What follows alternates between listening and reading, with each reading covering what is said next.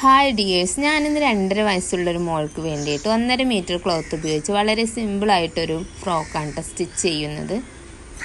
അളവുകൾ മാർക്ക് ചെയ്യാനും കട്ട് ചെയ്യാനുള്ള എളുപ്പത്തിന് വേണ്ടിയിട്ട് ഞാൻ ഈ ക്ലോത്തിനെ 4ആയി മടക്കിയെടുക്കുന്നുണ്ട് കേട്ടോ.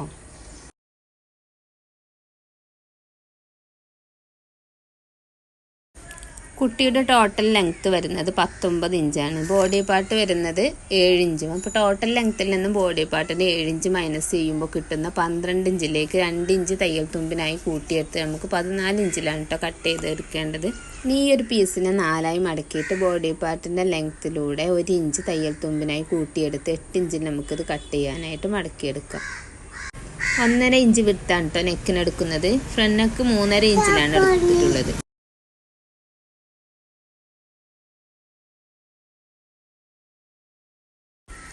4 ഇഞ്ചിൽ ഷോൾഡർ മാർക്ക് ചെയ്തെടുത്തതിന് ശേഷം കൈക്കുഴിക്ക് വേണ്ടിയിട്ട് 3.5 ഇഞ്ചിലാണ് മാർക്ക് ചെയ്തെടുക്കുന്നത്.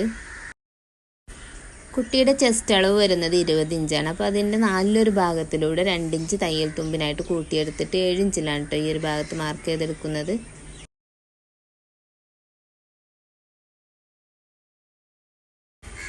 ഇനി താഴ്ഭാഗത്ത് ഒരു 6.5 ഇഞ്ചിൽ മാർക്ക് ചെയ്തെടുത്തതിന് ശേഷം നമുക്കിത് കട്ട് ചെയ്ത് മാറ്റാം.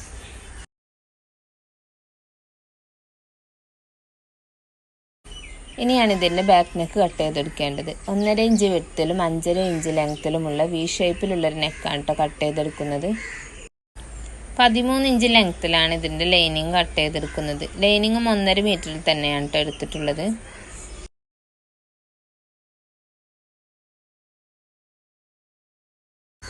ബോഡി പാർട്ടിന് വേണ്ടിയിട്ടുള്ള ലൈനിങ് കൂടി കട്ട് ചെയ്തെടുക്കുന്നുണ്ട്. ഇനി ഇതുപോലെ ലൈനിങ്ങിൽ ബോഡി പാർട്ടിന് നല്ല വശം ഉള്ളിൽ വരുന്ന രീതിയിൽ വെച്ചിട്ടൊന്ന് തയ്ച്ചെടുക്കാം. ഇനി നമുക്ക് ഈ ഒരു ഭാഗത്തെ ലൈനിങ് ഒന്ന് കട്ട് ചെയ്ത് കളയാം.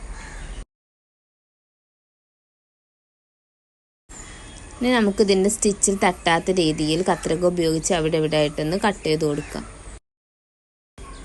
ശേഷം ഇതുപോലെ മറിച്ചെടുത്തിട്ട് നെക്കൊന്ന് പതിച്ച് തയ്ക്കാം.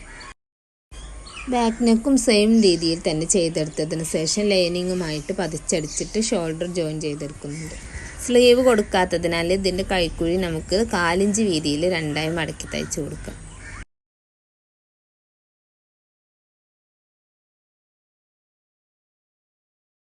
ഇനി ബോഡി പാർട്ടിലെ അളവുകൾ മാർക്ക് ചെയ്തെടുത്തിട്ട് ഒരു വശം മാത്രം കൂട്ടി യോജിപ്പിച്ചെടുക്കാം.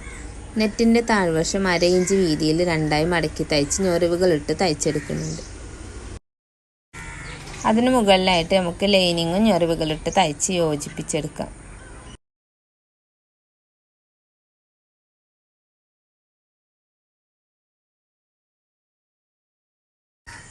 നമുക്ക് 7 ഇഞ്ച് വീതിയും 7 ഇഞ്ച് നീളത്തിലുമുള്ള തുണിയെ ഇതുപോലെ മടക്കി നടുവിലായിട്ട് ഒരല്പം ഗ്യാപ്പ് ഇട്ടിട്ട് ഒന്ന് സ്റ്റിച്ച് ചെയ്തെടുക്കാം.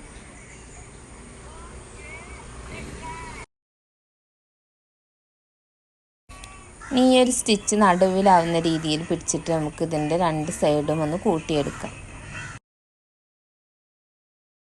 ഇനി നമുക്കിത് നേരത്തെ സ്റ്റിച്ച് ചെയ്യാതെ വിട്ട് ആ ഒരു ഭാഗത്തിലൂടെ ഒന്ന് മറിച്ചെടുക്കാം. കത്രികയോ പേനയോ എന്തെങ്കിലും ഒന്ന് ഉപയോഗിച്ചിട്ട് നമുക്ക് ഇതിൻ്റെ കോർണറുകളെല്ലാം റെഡിയാക്കി കൊടുക്കാം.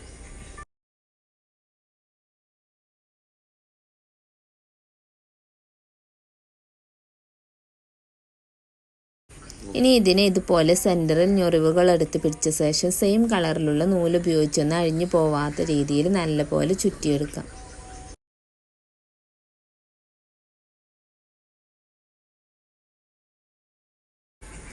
ഇനി ഇത് ബാക്ക് നെക്കിൻ്റെയും ബോഡി പാർട്ടിൻ്റെയും ഇടയിൽ വെച്ചിട്ടൊന്ന് തുന്നിക്കൊടുക്കാം.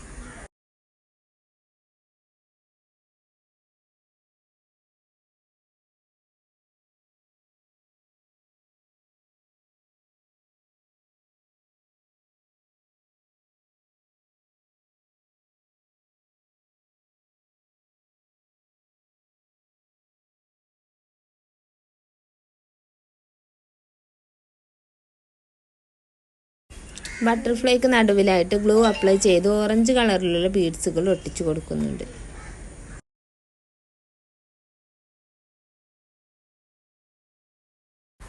അപ്പോൾ ഇതാണ് നമ്മുടെ ഡ്രസ്സിൻ്റെ ലാസ്റ്റ് ലുക്ക്. അപ്പോൾ ഇഷ്ടമാണെങ്കിലൊന്ന് ലൈക്ക് ചെയ്യാനും ഷെയർ ചെയ്യാനും കമൻറ്റ് ചെയ്യാനും സബ്സ്ക്രൈബ് ചെയ്യാനും മറക്കരുത്.